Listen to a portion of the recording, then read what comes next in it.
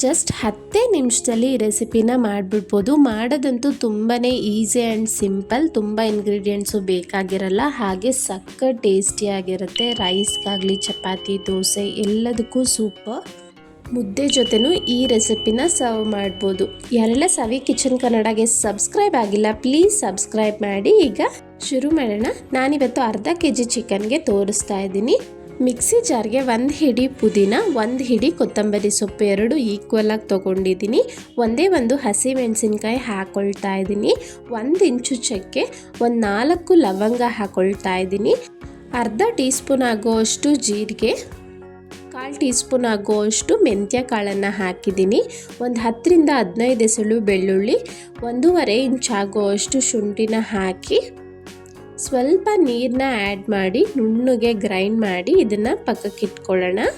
ನಂತರ ಈ ಕಡೆ ಪ್ಯಾನ್ನ ಇಟ್ಟು ನಾನಿಲ್ಲಿ 7 ರಿಂದ 8 ಟೇಬಲ್ ಸ್ಪೂನ್ ಆಗುವಷ್ಟು ತುಪ್ಪನ ಹಾಕ್ಕೊಳ್ತಾ ಇದ್ದೀನಿ. ನೀವು ತುಪ್ಪ ಬೇಡ ಅನ್ನೋರು ಆಯಿಲ್ ಬೇಕಾದರೂ ಯೂಸ್ ಮಾಡ್ಕೊಳ್ಬೋದು. ಸ್ವಲ್ಪ ಎಣ್ಣೆ ಜಾಸ್ತಿ ಬೇಕಾಗುತ್ತೆ.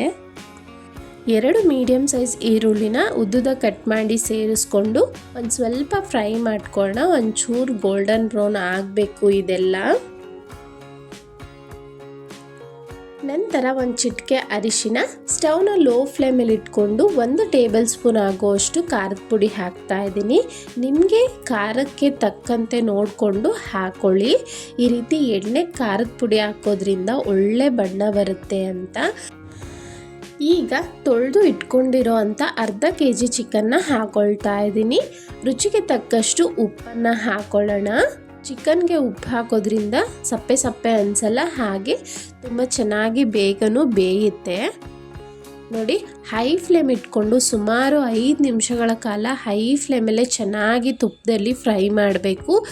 ಈ ರೀತಿ ಫ್ರೈ ಮಾಡೋದ್ರಿಂದ ನಮಗೆ ಆ ಚಿಕನ್ ಸ್ಮೆಲ್ ಅನ್ನೋದು ಒಂಚೂರು ಇರೋದಿಲ್ಲ. ತುಂಬ ಚೆನ್ನಾಗಾಗುತ್ತೆ ಈ ಗ್ರೇವಿ ಅಥವಾ ಸಾಂಬಾರ್. ನೀವು ನೋಡ್ಬೋದು, ಸುಮಾರು 5 ನಿಮಿಷ ಆದಮೇಲೆ ಆ ಚಿಕನಲ್ಲಿರೋ ಅಂಥ ನೀರೆಲ್ಲ ಬಿಟ್ಕೊಳ್ತಿದೆ, ಹಾಗೆ ಬಣ್ಣನೂ ಚೇಂಜ್ ಆಗಿದೆ. ಆಲ್ಮೋಸ್ಟ್ ಒಂದು 50% ಚಿಕನ್ ಬೆಂದೋಗಿದೆ ಆಲ್ರೆಡಿ. ಈಗ ನಾನು ರುಬ್ಬಿ ಇಟ್ಕೊಂಡಿರೋ ಅಂಥ ಮಸಾಲೆನ ಹಾಕ್ತಾ ಇದ್ದೀನಿ. ಆ ಮಿಕ್ಸಿ ಜಾರ್ಗೆ ಒಂಚೂರು ನೀರು ಹಾಕ್ಕೊಂಡು ಸೇರಿಸ್ಕೊಂಡಿದ್ದೀನಿ. ಒಂದೇ ಸಲ ನೀರು ಹಾಕೋದಕ್ಕೆ ಹೋಗಬೇಡಿ. ಈಗ ಎಲ್ಲವನ್ನು ಚೆನ್ನಾಗಿ ಮಿಕ್ಸ್ ಮಾಡ್ತಾ ಮೀಡಿಯಮ್ ಫ್ಲೇಮಲ್ಲಿ 2 ರಿಂದ 3 ನಿಮಿಷ ಫ್ರೈ ಮಾಡ್ಕೊಳ್ಳೋಣ. ಹಸಿ ಸ್ಮೆಲ್ಲೆಲ್ಲ ಹೋಗಬೇಕು. ನಾವು ರುಬ್ಬೋದಕ್ಕೆಲ್ಲ ಹಸಿ ಪದಾರ್ಥ ಹಾಕಿದ್ದೀವಲ್ಲ, ಆ ಸ್ಮೆಲ್ಲೆಲ್ಲ ಹೋಗೋವರೆಗೂ ಚೆನ್ನಾಗಿ ಈ ರೀತಿ ತಿರುಗಿಸ್ಕೊಳ್ತಾ ಫ್ರೈ ಮಾಡ್ತಾ ಬನ್ನಿ.